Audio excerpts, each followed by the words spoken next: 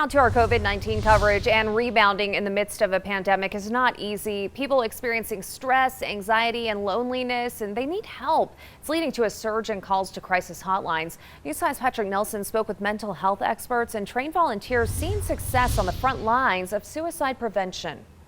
Year after year, mental health experts have tried to combat the startling number of suicides in El Paso County. There was a major concern that we would see a spike in suicides as a result of the coronavirus and lockdowns. But it turns out suicide numbers are actually down compared to this time last year, as a record number of people call for help. So right after the Safer at Home order went into effect, our call volume increased by 75%. With the Pikes Peak Suicide Prevention Partnership seeing this surge in people asking for help and the state's crisis hotlines seeing record numbers of calls, mental health experts feared we'd see a spike in people taking their lives during this stressful point in history. Year to date, we're actually about 20 cases behind where we were last year with suicides. Thanks to volunteers in the Pikes Peak region who are making time to take calls and to help, needs are being met and lives saved. Any number of suicides is a bad number, and what we want to see is a reduction. Pete LEIZER says he reached out for help after losing his son and his wife to suicide and having deadly thoughts himself.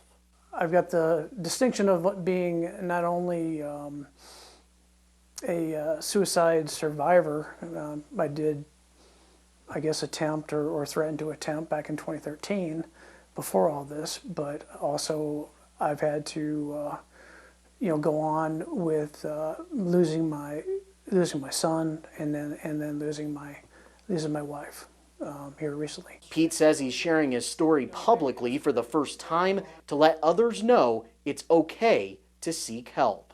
These people need to take it seriously and treat it like they would treat diabetes or cancer or high blood pressure or cholesterol or different things. Like, it's no different. In many cases, interns and volunteers like Maria Cortez, Laura Barnes, and Ron Johnson are the ones on the front line taking calls and hosting Zoom meetings to help people to open up in order to manage their mental health. When I see a new participant, I immediately want to congratulate them for having courage enough to show their vulnerability. If there's a situation that this person has gone through that's something similar to me, I'm able to talk about it. I'm able to share that too.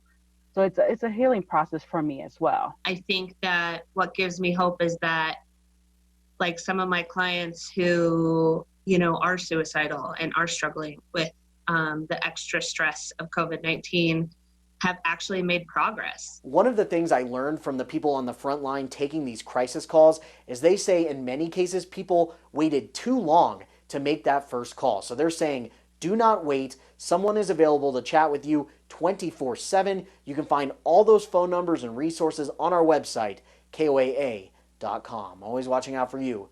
Patrick Nelson, News 5.